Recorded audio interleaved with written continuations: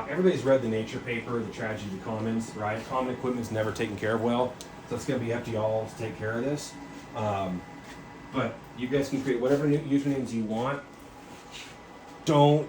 I designate someone the admin, because once you create an admin with the password, we don't know what it is. If you lose that password, then you have to pay Bio-Rad's technicians to come out, because we don't know your passwords for safety reasons. Because again, Pfizer buys hundreds of these a month. We don't know what their passwords are because they would never sell them to us, and so we actually have to have someone come on site. But you guys can go up and set up whatever username. I do it by lab. Don't do it by an individual person, because within 18 months, people come and go in academia. You have a list this long, and if your last name is, Washington, you're like, God, going all the way down to the bottom.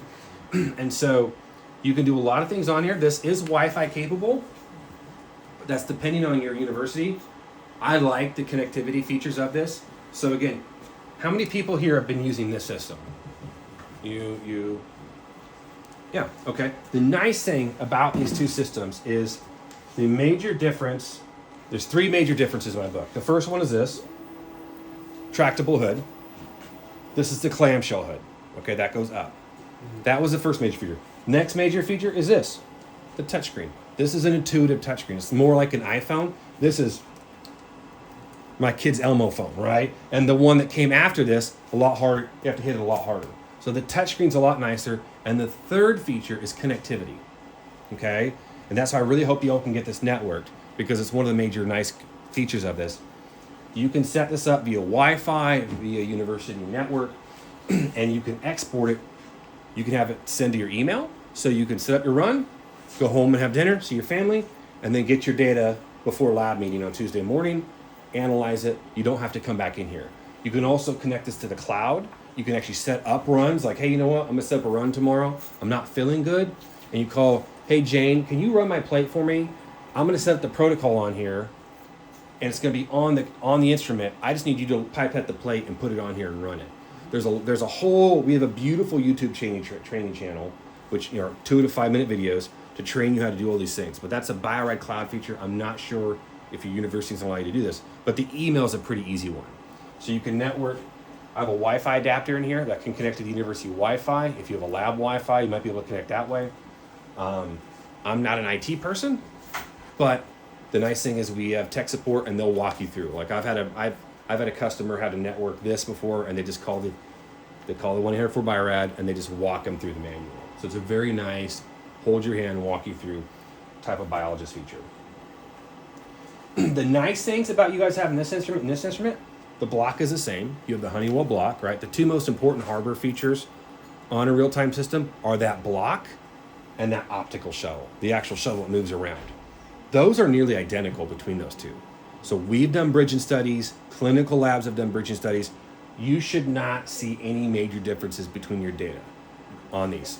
Go ahead and test that, right? If you've had cDNA that you've run on this and it's been stored in the -20, go ahead and run it on here just to kind of get an idea. But we've published that. It was a really important thing for us to switch modules, and especially for clinical labs and public health labs, to know that they're not going to have to do these 1.5 year long bridging studies, okay?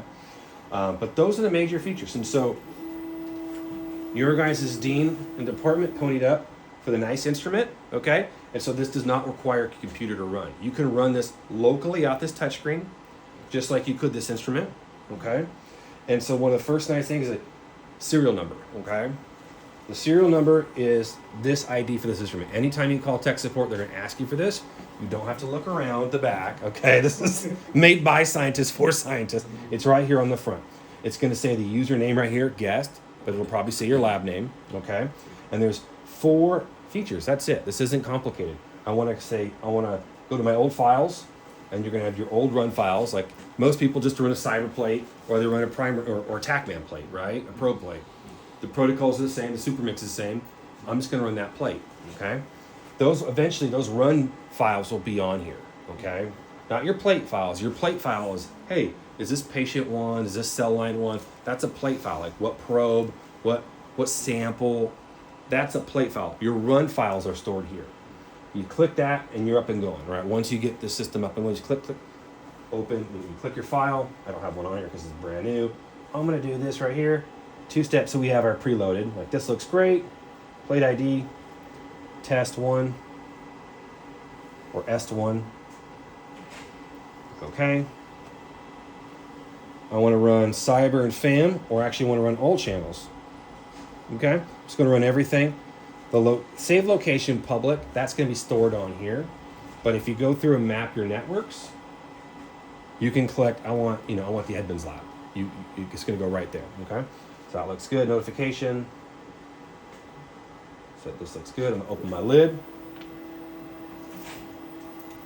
Put my imaginary plate in here.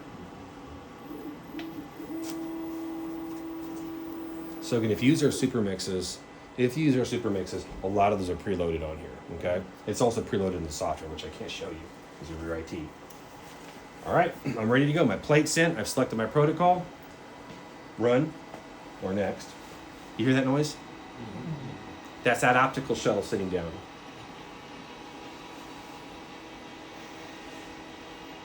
This is not, again, the nice thing is you guys are coming from here. If you have an older like step 1 ABI system or like a 7000 or 7500, those have halogen bulbs. You need to turn, you have to turn those on, let them warm up. These LEDs don't need that long to warm up, okay? So turn the instrument on real quick, before you do your run. And now we're running, okay? You see green means go. So when this door is shut, it's a really nice feature. You can look in, like, oh, it's still running. Or, hey, I need to set my plate up, which I did recommend to Amber. Like, hey, we've got more room in here. Do we want to have people like just kind of shift over this way? Mm-hmm. So folks can come in here. I recommend sign-up sheets. Yeah. Amber's going to do all that. So we're going to have a sign-up sheet just so you know, like, hey, I'm next. What we don't want to do is have people loading plates that are, anywhere between $15 and $50 worth of chemistry, and then be like, oh crap, someone's using an instrument and they didn't sign up. So that's up for y'all to figure out. I can give recommendations based on my experience, having run common equipment, having a lab, and now servicing these states, Alabama and Georgia, what I see work. I've kind of downloaded some of that to Amber, but it's really up to y'all. Y'all know how your science is done, how y'all work together. I recommend you kind of figure that out as a group, so there's no hard feelings, because it will happen. Shut this off real quick. That's my FAS calling. So that's a good example. So this is Christian's calling. He lives in Auburn. He's a field application specialist. We have another one, Eric, who lives in Charlotte. These are real scientists that have done real postdocs and worked for Bio for 10 years. They're great resources. You can call them. They're your local FASs. We also have the tech support number I talked about. Eventually, we switch it over here to view curves. This is a nice feature to see. Everybody wants to know how it looks as it's running. Just click view curves. You're going to learn this instrument. So view curves, view status, time remaining. We don't kill you with lots of options, okay? The most intuitive options are placed on there for use. It's up to you. I like this feature here. I like to see. All right. We have curves. Everything looks amazing. There are some manual features on here which I've personally never used, but it's actually really nice. We have pause the run. We can pause a run mid-run. Why would you want to do that? I've never seen people do that, but I have had people do that because they're like, oh crap, we just got these patients in from overseas and we forgot to add the template. Like, I had extra template over here. I know it sounds ridiculous. They're not getting that sample back, okay? Very nice system is that you can actually stop this, open the plate, add whatever you need to add, or if you see, depending on your assays, like, hey, we're just genotyping this, but we need to use qPCR. We're 3 cycles in, we're not seeing anything. I'm going to spike in some more for each control group. There's a lot of manual features on this that you can do, and that's not for quantitative method, okay? You can skip steps. You're like, you know what? This sucks. This didn't work, and I need to go home so I can put dinner in. Like, I'm out of here. I'm just going to skip steps to the melting curve just so I can at least see if my primers are working, if you're doing like cyber green, okay? I've personally never done these, but again, now that I'm covering 2 states, and hundreds of labs, of thousands of labs, I'm seeing everything. So, but we're done. The run's done. Your Nobel Prize is on the way. Beautiful curves, nice amplification. You can hear that optical shuttle lifting up. Okay, you're never going to want to really stop the run unless you hear something grinding or something, or like, hey, I just totally forgot. Like, oh, I put the wrong plate in. I want to show you a feature on this. I have a question. So if by chance, like, Most of the time it will. We can't guarantee it because not all power cycles and surges are the same. But we have, the reason why I'm I'm a former thermo ABI user, and slowly Biorad's market share since 2005 we've really started to come into the industry to where almost one out of every 3 machines is ours. And in the field, that's a huge deal. So for outbreak deployments, where people are running these off of dirty generators and people are losing power in different disaster relief areas, that's one of the huge advantages of ours. But yes, I mean, most of the time, I'd recommend an uninterrupted power supply. Get a UPS from APC. I told you the breaker blew, right? Yeah. I recommend a UPC, but in my experience, probably 7.5 out of 10 it picks right back up. And for other reps, it's been more. Try not to have the power go out when you're running the instrument. It's a $46,000 instrument. But you see right here, this is our standby. That just lets you know that, hey, it's done. People walking by. Or, hey, it's done. I can put my plate on, whoever's done. You come in here, take out the last person's plate, stack it up over here. I always recommend stacking plates, like on the left of the instrument, because and then take it back with you, because it's always nice to visually inspect your plate, make sure there aren't any, dehydrated wells, leak seals. Like, plates are actually also evidence as well. Take out the plate, put yours in and run it. That's just being a good citizen. Okay, that's if you have a preloaded, which most of you will eventually have preloaded, but since we're starting from afresh, we're gonna go back here, and we're gonna, so again, that was files. That's gonna be all your preloaded files. We have our Biorad chemistries on here, which I highly recommend. Like, if you're not using our super mixes, we have really good super mixes. Like, we make them, they're really good. If you buy our super mixes, the department can get a free warranty if you guys spend enough. It's, spend $12,000 and you get a free $6,400 warranty. We're the only company that offers that. So I don't know how Amber can incentivize you guys to do that. I'll give you great pricing. If you're using someone else's stuff, reach out to me and I can get you a great mix to try, get you a great quote to try our super mix. I normally do like 90 to 95% off quotes for first time users, right? Just to kind of incentivize you to buy in.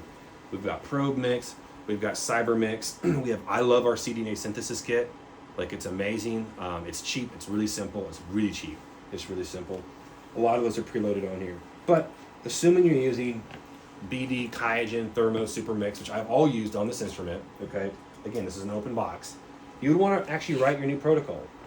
So if all these tabs, run, tools, files, new protocol, it's pretty intuitive. It's going to be new protocol tab, okay? You write in up here what the name is of the new protocol. Tappy, tappy, tap, okay? That looks good, okay? And then we go in and say, hey, this looks great, but you know what? I'm just going to be doing cyber green, and I need to add a step. I want to add my melt curve. Okay. So what about multiplex PCR? If I work on multiplex PCR, how I set different temperature at the time? So multiplexing, it doesn't matter. You're not going to set different instrument for what? Like, what do you mean? Like different, the melting temperature, like for multiplex PCR. Yeah. So you're not going to do a melting curve for multiplexing, right? For probe based. No, that's a good question. So your melting curves is specifically going to be for cyber-based technology, okay? And you're not going to multiplex with cyber, okay? That's a good question. This is specifically for cyber. You can also change the melting curve, okay? You can go through, you see I just touch, add whatever you want, okay? My recommendation is, if you're using like me, I was using the BD Super Mix on my opus in my lab in Birmingham, and you follow the manufacturer's guidelines for the instrument. So BD, Kyogen, Biorad, if you're using our Super Mix, if you're using a Biorad Super Mix on an ABI Step 1 Plus, just go and see what ABI recommends for that Super Mix, because the temperatures are going to be a little bit different. That's my recommendation. We don't make recommendations for other people's Super Mixes on our instruments because they change it and don't tell us. We've been done bad. So like, okay, this is great. I've changed that.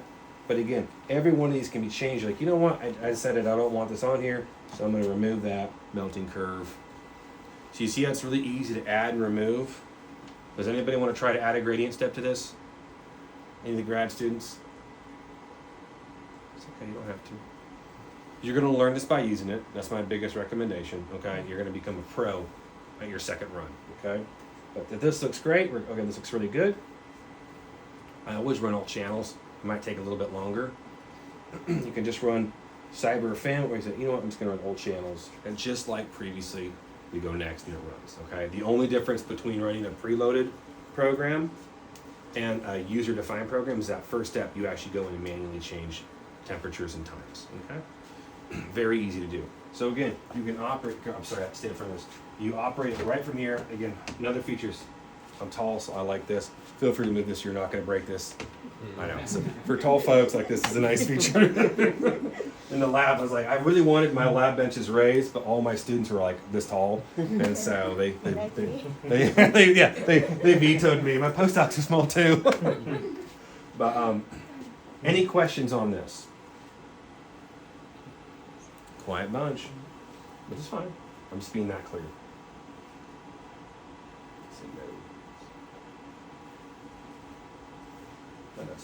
Leave it up. Oh yeah, leave it up. Same changes. Okay. Under tools, we have a couple different things on here about. Again, play with this. Like, come in here. You're not going to hurt the machine. This travels all over Alabama, Georgia, and the Carolinas with me in the back of my car. You know, dirt roads, paved roads. Auburn's got a lot of clay roads, like in their fisheries, bouncing around. It's a very, very robust instrument, okay? It's really hard to break this. But this is just going to tell you facts of the instrument. That's about system logs. This is where you're going to be finding any error messages. Like if you had a weird run, you're like, you know what, like everything looks a little bit off. Just go back to the instrument, make sure it didn't have a heat sensor warning. All that stuff gets saved on here. We're all users, okay? User profiles. That's where we go through and we talk about, hey, where do I want to get this email to? Who do I want to have access to this? I recommend, again, all I do is, this is your instrument, this isn't mine. I recommend everybody creates it such that your lab is the only lab that can access your data. I know we're not at Harvard, MIT, but it's good to train that way, right? Just so everybody can be above reproach and be like, hey, I didn't touch your data. Like, I didn't touch your data. Like, I don't have access to your data, and that's why we don't have access to the user admin. So we can never be like, hey, Bio-Rad's coming in taking our files. Like, we don't want your files. And so what is the storage capacity for this? I mean, do we need to delete data after some time? It's like a gig, I think. And so I've never seen. There is a maximum. My recommendation is every 4th of July and every Christmas you wipe it off. Just tell everybody, you got 2 weeks to get your stuff off. Don't ever just leave stuff on here. Like that's bad science to begin with, right? Floods happen. Like I've seen everything, like literally water coolers fall on top of instruments. Like, oh my gosh, didn't back up my runs. I'm like, that's a bad thing, you know, to just get it off here. Like, so every 6 months you'd be fine. Like again, like these are common pieces of equipment across the country. I've never seen them fill up, but it will slow the system down. That's a really good question. But this is where you go through, again, under user profile, where you get to customize your lab settings, where you want things to go, who you want to have access, etc. Run reports, exactly that, report for your runs. And that's it, shipping screw, you're never gonna hit that. There's a shipping screw that came with this. It locks that optical shuttle into place, so if you move it, it can't shake around. I've never reinserted those in my life.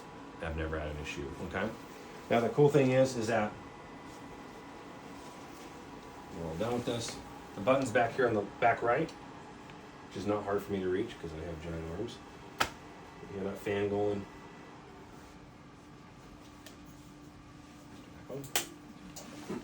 Every time you turn this on, this is going to calibrate in a line.